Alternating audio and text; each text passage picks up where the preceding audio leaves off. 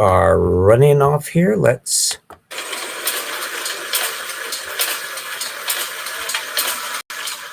our show on the road.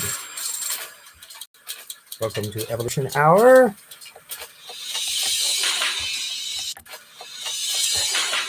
I can get back to my bloody caught on that stupid menu again. Ah!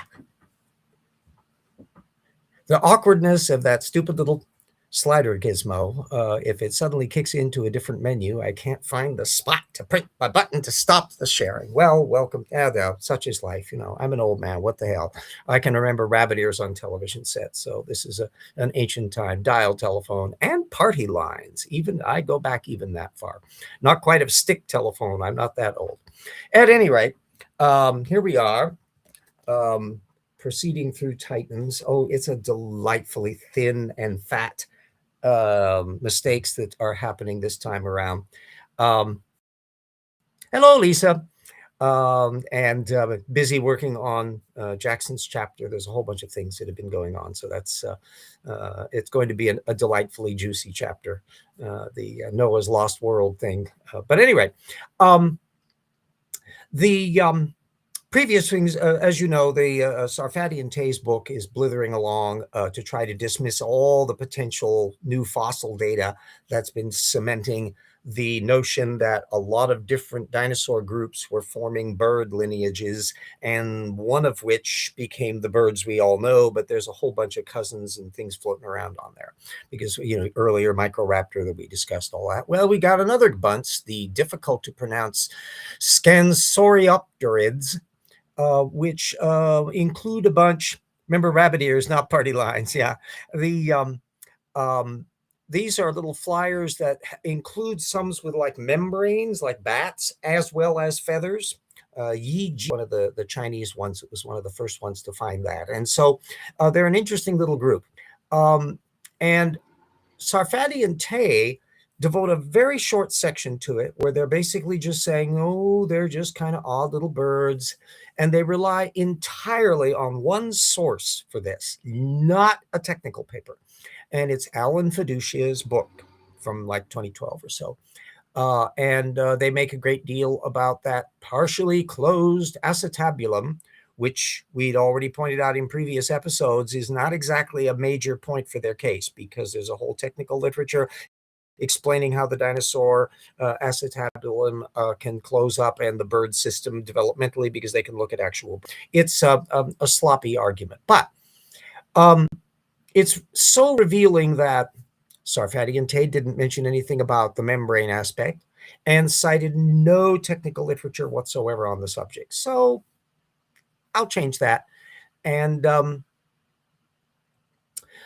you get to see this material. There's a bunch of stuff, Jingmei, O'Connor, and Sullivan from 2014 that's relating them to basal oviraptorosaurs.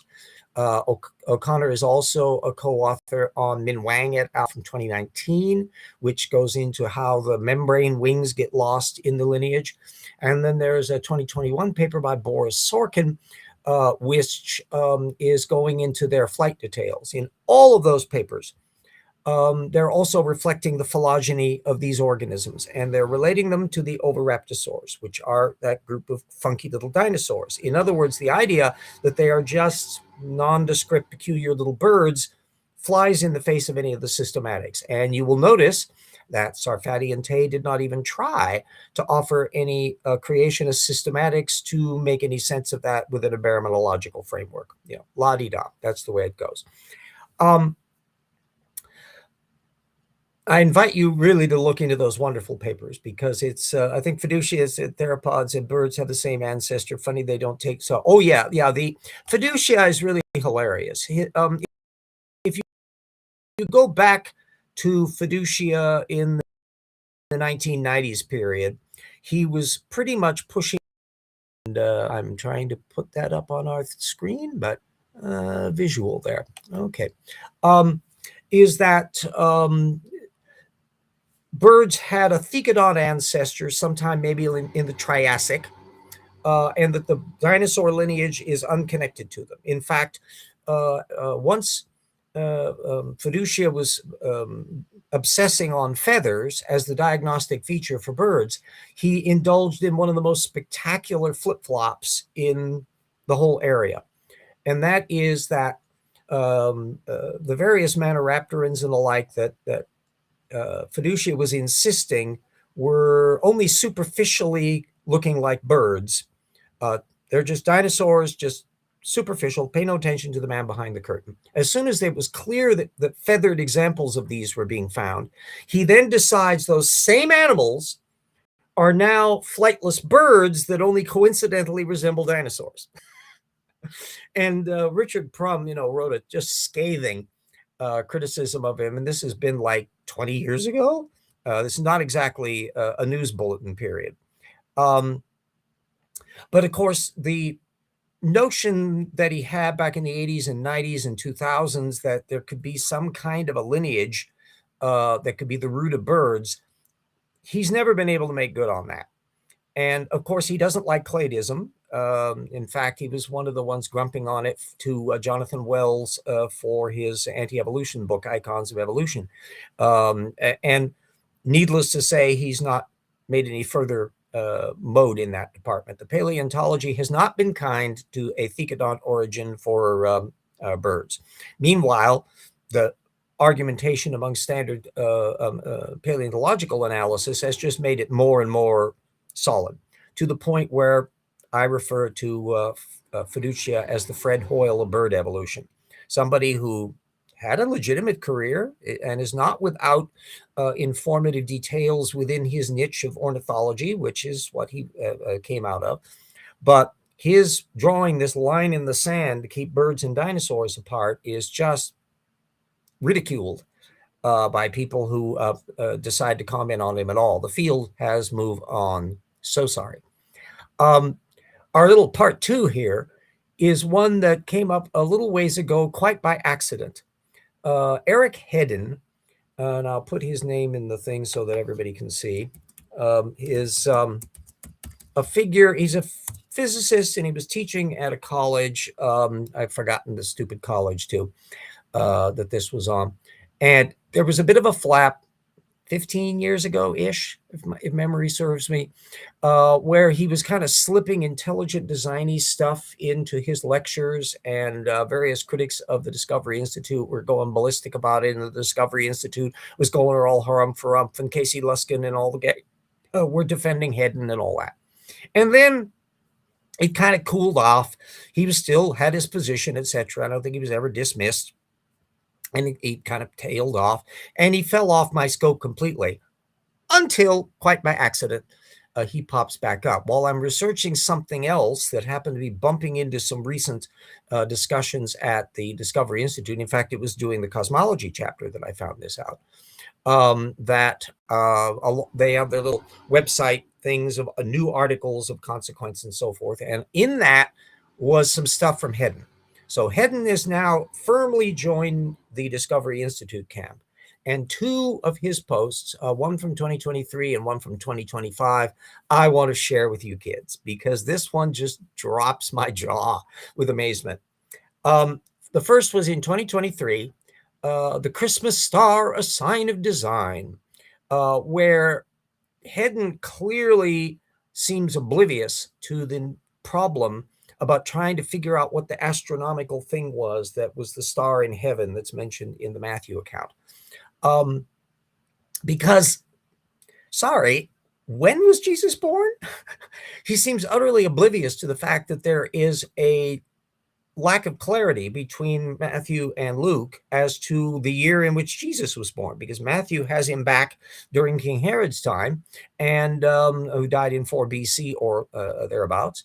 And Luke has him a decade later, during the time when Quirinius was governor of Syria, and there was presumably a census held, which would coincide when Israel was annexed to the empire officially, as opposed to being a secondary client state. So he just doesn't seem to be aware of that as an issue, which probably doesn't surprise me, given what I was hearing about the kind of quirky vagueness of Hedin to begin with. But the second one that posted last year, that one topped all the marks. it's sliding off the rails. Some people think it was a conjunction. Yeah, various things. Something a comet. There's a conjunction. But the problem is, if you have planetary conjunctions, those are all retrocalculatable, and if even anything else, you would be able to work out when that was. And that's when they have to get kind of vague because the dates don't really mesh well with the 4 BC earlier period, and certainly don't help for a 6 CE period, which would be Luke.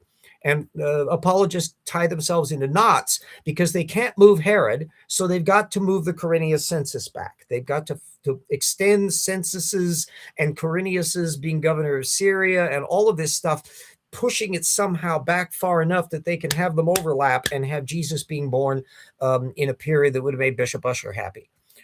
Needless to say, this is a fruitless enterprise, in my opinion, because I think probably, ironically enough, a good case can be made that Luke's date is probably closer to the mark.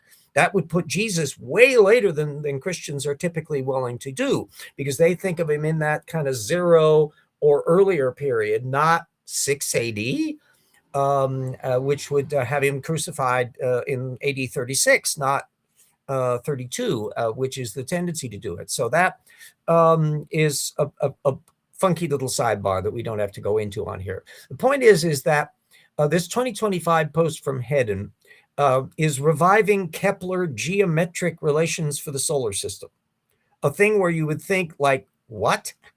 And he's basing them on current planetary orbits. The reason why this sort of popped up as a hilarity is that the current view of the solar system is that virtually none of the planets are in quite the same orbit now than they were when the solar system started out. And Jupiter used to be farther out. Saturn was in a different position. Neptune and Uranus have shuffled around. There's been asteroids that have been thrown into the inner system and all that as Jupiter was migrating closer to where it now is. Hello, Purple. And here is Hedin sounding absolutely brain rotted in trying to apply that geometric overlay of polygons and stuff that Kepler was obsessed with 500 years ago in the mix of modern cosmology, as if all of that Newton-Einstein stuff hadn't happened in the meantime. My jaw drops. So maybe this is a further clue as to what was going on in Hedin's head when he was flirting with intelligent design apologetics back in his physics course back in the day. And this leads off into all that kind of little quasi-mystical grasping at straws relating to the anthropic principle and fine-tuning in the universe and all of that kind of stuff. So it's, yes, and pink waving. It's a little quirky little Christmas surprise that came to discover that Hedin was in that kind of a mode in his brain, because I wasn't really expecting it. Whether or not he continues to blither blather crap at the Discovery Institute is hard to say. He's otherwise kind of fallen off the frame in terms of general anti-evolution apologetics. Not that there is a colossal amount of genuinely novel information popping along in that direction. But anyway, I thought I would share that with you. It will be putting the links up to all of that stuff, and I strongly recommend take a look at this stuff. It's just you can't imagine that somebody in the second decade of the 21st century is writing something like this. It's the sort of thing that you would more likely expect to be from some quirky little Kabbalistic mystic person putting up a website stuff, rather than somebody who was at one time or other teaching physics to college students. Who knows? Remember the model of nested polygons. Yeah, he's not even doing the three-dimensional structure. He's just doing them as flat geometric arrangements, which is meaningless to try to work out these proportions. First of all, there's eccentricities to the planetary orbits anyway, but it's meaningless as a creation thing if the planets didn't start out in those orbits. What's going on here? Does he not even realize that that's the thing? I found it absolutely fascinating. It's possible he's unaware of it. Hard to say, but it's so superficial and mystic magical. I've seen tarot card and astrological websites that have more detail and stuff from some of the loony electric universe people sound more technical than this thing at the Discovery Institute. So it's yet another indication that if you think the Discovery Institute is at the cutting edge of modern 21st century science, think again. They ain't going to ever come on that.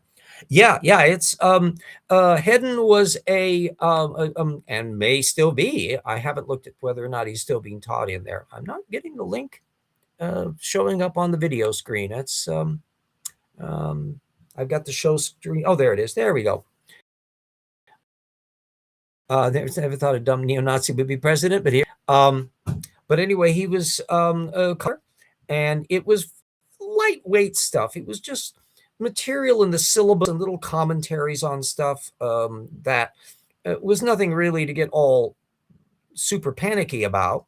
But he was slipping in little asides about intelligent design apologetics and anti-evolution material, which caught the indications of the National Center for Science Education and all these other ones who pay attention to all this stuff.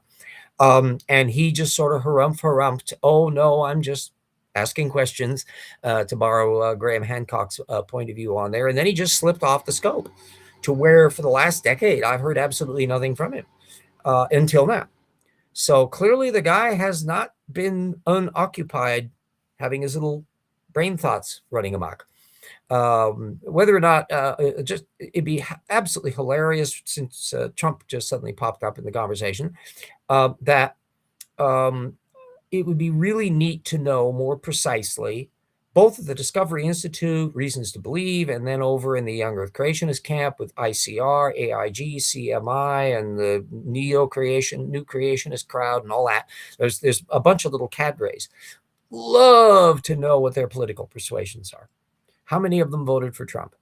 Would it surprise me that the vast majority of them voted for Donald Trump? And my answer would be nope. In fact, if a big chunk of them didn't vote for Trump, that would probably surprise me more, because from what I've seen from creationist apologetics and interacting on Twitter and various other spots, to find a conservative culture camp creationist who is not a Donald Trump groupie ain't terribly easy, because the intermeshing of ideology and Trump enabling that hyper-conservatism for various reasons is pretty tight. And so I only know of a couple that I've encountered. There's this one doofus on the internet. He doesn't even write any material I've forgotten his name now. Been a couple years since I've even last interacted with him.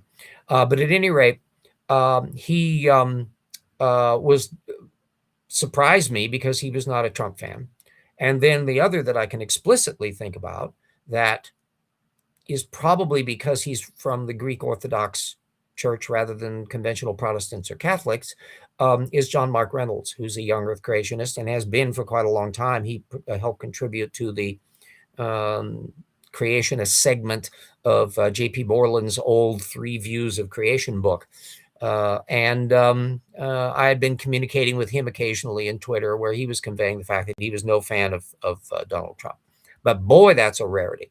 The evangelicals are mad he lied to them. What planet have they living? They have been living on planet Tortugan. That they just didn't think about any of that stuff. And I'm sure amongst many of the Tony Perkins branch of evangelical creationists, they ain't ever going to think about it. They would have a limitless capacity to rationalize bad stuff. And I'm sure quite a few of them, if pressed on the matter, would be going all Pam Bondi ballistic and complaining about people trying to divert attention from this and that with mere facts and reality. But there will be still probably millions of people circulating in one level or another, and more in the lower echelons of Megaverse, who are going to be slamming right into the fact that Trump's policies are gnawing their balls off. That the tariffs and issues on employment and international trade and international tourism and the ability to get a house and all of these things that are just building up, Bond, of course, went all Karen ballistic in her hearing there, where she was talking about the stock market is at 50,000, which means that the Dow Jones had gone a couple thousand points-ish higher, 1,500 points really, higher than what it was under Biden at his height. So what we can say is that so far, the Trump administration is doing what the Trump administration did in 1.0, which is it didn't immediately crash the economy. But I think it's going to crash the economy. And so how long this shell game can continue before tens of thousands of businesses that have had to belt tighten to avoid raising prices for inflation, and millions of consumers belt tightening and swallowing a little bit of inflation here and there, but trying to keep up their finances, when the economy is turning into full K-shape, where most of the money that's available to buy crap is held in the hands of a small number of people who can only buy so many new Mercedes-Benz and yachts or mansions, and therefore will just be churning their money in investments, of which some of them will be churning it into the AI bubble, which all NVIDIA has to do is to fail to make one quarter's growth rate, and that could, all of Bondi's babbling means nothing to people who don't have money in the stock market. Well, but even the ones who do have who don't have money in the stock market just feel the grip of what's going on at the grassroots level. And there's, I think, the one thing where I compared it with a chat with a friend of mine about what happened in the Communist Party in 1956, that there had been various little bliplets over the years of people leaving the communist. The big first surge was people leaving in the 39 period, when Hitler and Stalin signed their non-aggression pact. For doctrinal Marxist-Leninists who had been marinating in anti-fascism, for that to happen, they're going and their brain farts, and they're seeing cognitive dissonance, and that's when a chunk left the Communist Party. Roughly in that same period, that's when George Orwell, from his experience in the Spanish Civil War, seeing that a lot of the communists down fighting for the Republic were just as ruthlessly violent as the fascists they were fighting. I would contend that overall the fascists were a greater immediate threat in Europe than even Franco was, or even the communists were on the Republic side, but that's neither here nor there issue. At any rate, the next big period when communists left under stress was 1956. Now, you might think, and I initially thought, that the impetus for that, when the Soviet Union rolled the tank Hungary to suppress the freedom movement there. Nope, that wasn't the impetus. Nope, it was Khrushchev delivering a speech to the Party Congress where he announced that Stalin had made mistakes. This is like if a pope got up and decreed that the previous pope had made mistakes. This is the sort of thing that within that ideological framework, it was just yagada moment. And that's those who did leave the party did so, was under that impetus. Well, you're going to have a similar cognitive incident moment like that, as Trump is continuing to blither blather how prices are down and everything is wonderful and the economy is booming like everybody else. Nobody's has ever seen anything like it, and everybody is terribly envious of it, when everything they experience directly in their own lives, and anybody that knows anything about anything that's going on here in the United States and elsewhere in the world is going to know that's bullshit. And so they will have to cross that mental Rubicon. It doesn't necessarily mean they would be stopped having bad method. They may flip-flop a little as to how they're applying that bad method. And that's why that's just symptomatic of a deeper issue cognitively. That's what we're going on. Yeah, that's why they're trying to put it the SAVE Act, where they're trying to make it as inconvenient as possible for the people who they don't want to vote. It'll be irrelevant in Washington state. I dare them to try.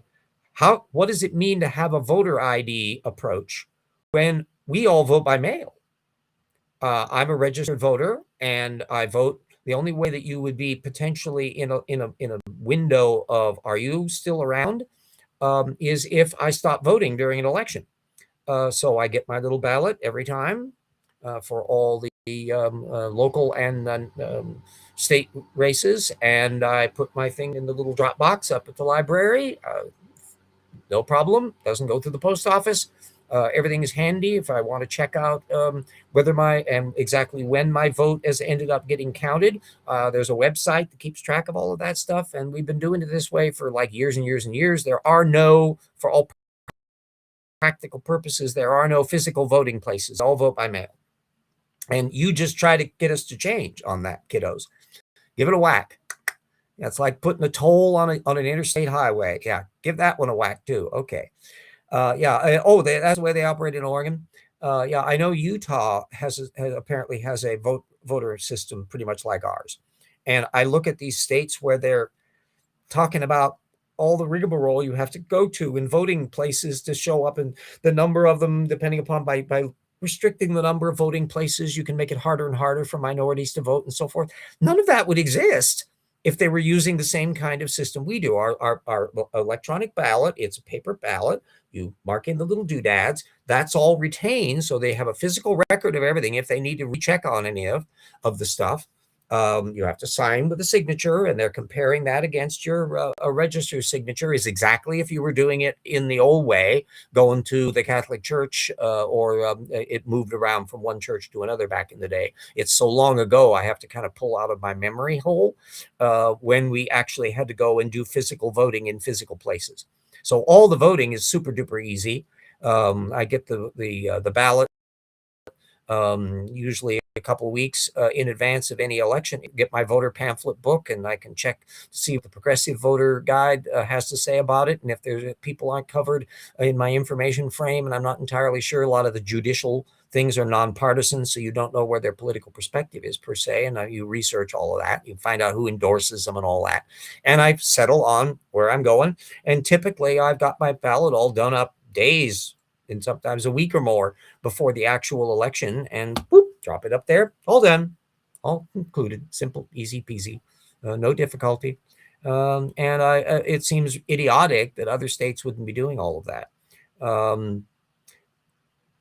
From what we can see from the mind-boggling incompetence of the Trump administration and their various idiot enablers, including this thing where they've hauled off the voter material from that county in Georgia, as if they're going to find evidence of any fraud when 3 counts had failed to turn up anything. It's just time wasting and doubt suspecting. So fell mine off and drop it at the county services office. Exactly. The voting should be easy and straightforward. We should probably have like a national voting day so everybody can take off on that. That would simplify things for people still using the antiquated voting systems that they have in the barbarian East. But, that's the way it's going. At any rate, the very fact that we have a federal system, and the fact that whatever Trump or the Trumpistas want to try to do in an election thing, federal government does not run our elections. States do. And the very people that are even the most diehard conservative, air quotes, Republican can still get pretty antsy if you try to interfere with their election bits, as the Republicans in Georgia were showing when Trump was trying to stick his nose in all that. Now, you did have a group of really crazy trained Trumpistas who were taking over the election positions or trying to get their own slate of electors put in place. And there are several states where that was going on. They were unsuccessful ultimately, but will they try to do the same thing again? Yeah, we'll see. Now, all that dynamic is going to be very different if economic shit has hit economic fan long before we hit the actual voting time. Just as trying to make predictions about what was going to happen in the 1930 election back in 1928 or 29, stock market crash came in between. And so the elections of 1930 were very different, which is why the Democrats swept the House and then finally took the Senate in 32 when FDR was elected, by which time they'd had 2 more years of Republicans not being able to hold on to the economy. So anyway, yes, want to have ice around the polls to intimidate people. That's another area where even though they've shelled a hell of a lot of money out on these things, that's an awful lot of states to cover. And how are they going to interfere with the election bits in Washington state when we don't have physical election spaces? We get our stuff mailed out. Are they going to be sending squads to the things mailing out my ballot? Interesting. We're going to see what the heck is going on in here. And I don't see them making much headway in this area. We'll find out if such things are happening, whether our representative here, Kathy McMorris Rogers' successor, Baumgartner, who's a wiffle-waffly, airheaded Trumpista without sounding too much like one, he's trying to wiffle-waffle his way through all of this. Well, Michael, I'm afraid you may discover that when shit hits fan, you're going to have to decide whether you're a Republican or a Trumpista. You cannot be both. There will come a time when that will not be possible for anybody. And to be a Trumpista, being airhead crazy, and when your survival depends on not being airhead crazy, are MAGA. So we'll see how all that turns out. It's going to be an interesting time ahead. Let me put up my thank you note for our people who have helped out, patron for the project.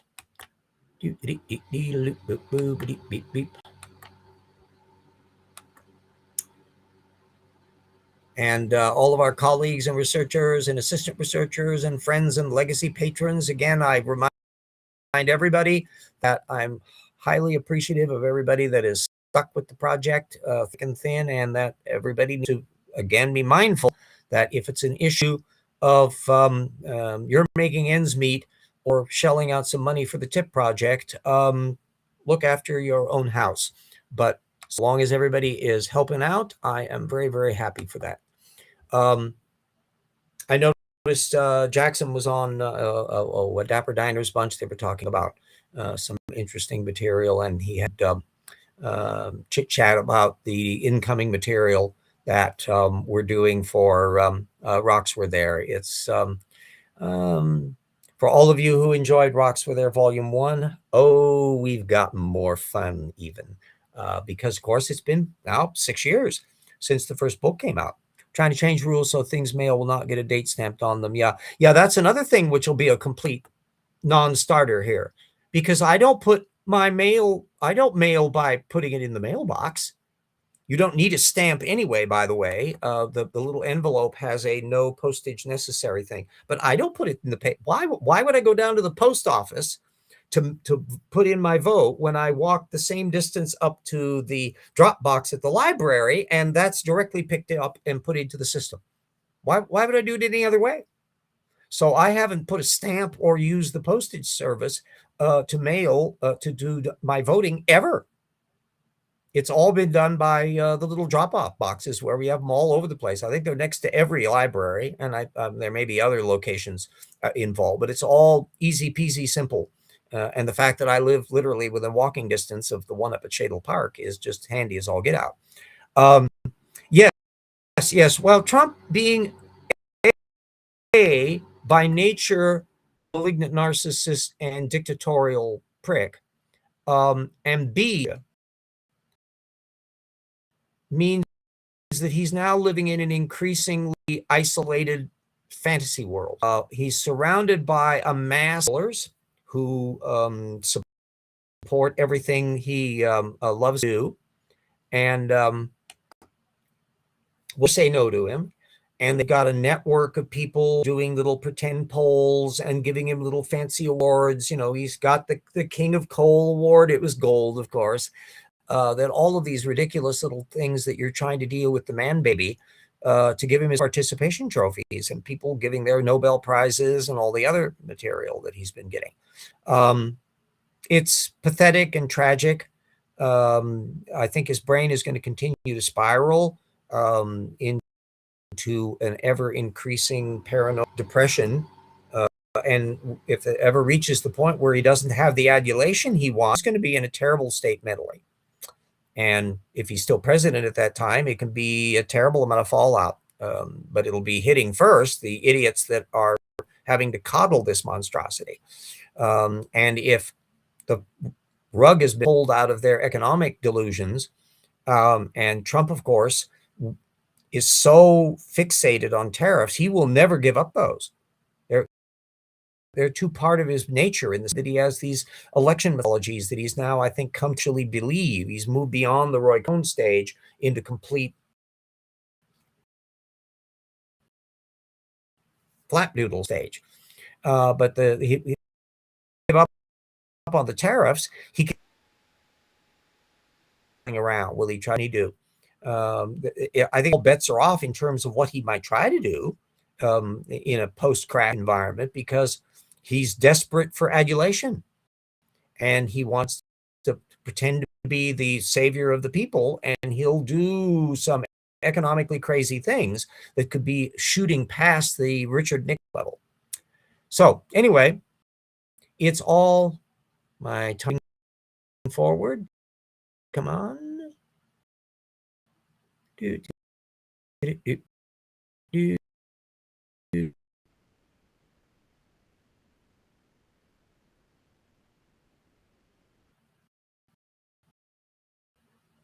I think we've got uncertain connections here. Yeah, it's kind of doing bumpy. I imagine my through glitchy. Let me to put up my little rocks for their advert as my obligatory final detail, and then we will shut the stream down for the week until next week, which will, of course, will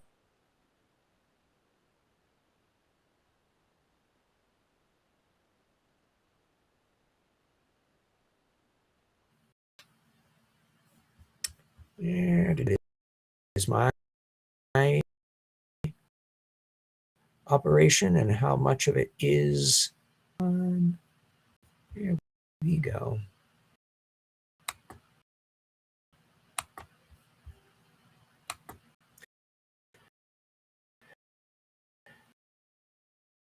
I bear in mind the fact that these are all amazing tech. When I was starting the TIP project, that I would be doing actual books and doing weekly shows that are pretend. That's meanwhile we got Donald Trump as president, and as the commenter, this doesn't happen again. So this has got to be a really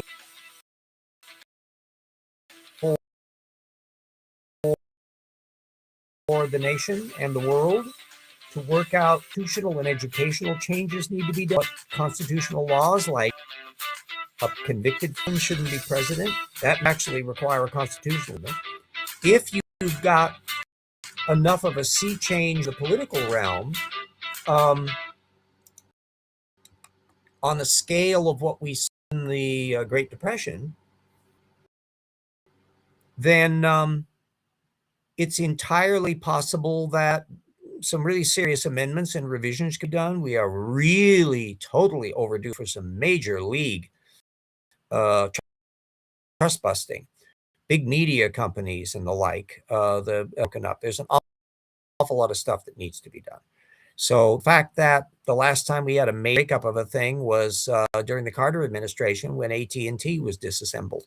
And before that, got to go all the way back to like Taft and the Woodrow Wilson, Teddy Roosevelt era to see big changes. Well, we're way overdue for that, because it is not good for a vibrant, egalitarian, democratic, and capitalist society to have oligarch monopolists controlling especially the media and entertainment forms. So it's going to have to be done, and it's going to be an exciting time. So everybody stay safe, watch out for any rampaging wooden penguins, weather conditions and other things, and ice agents and all that other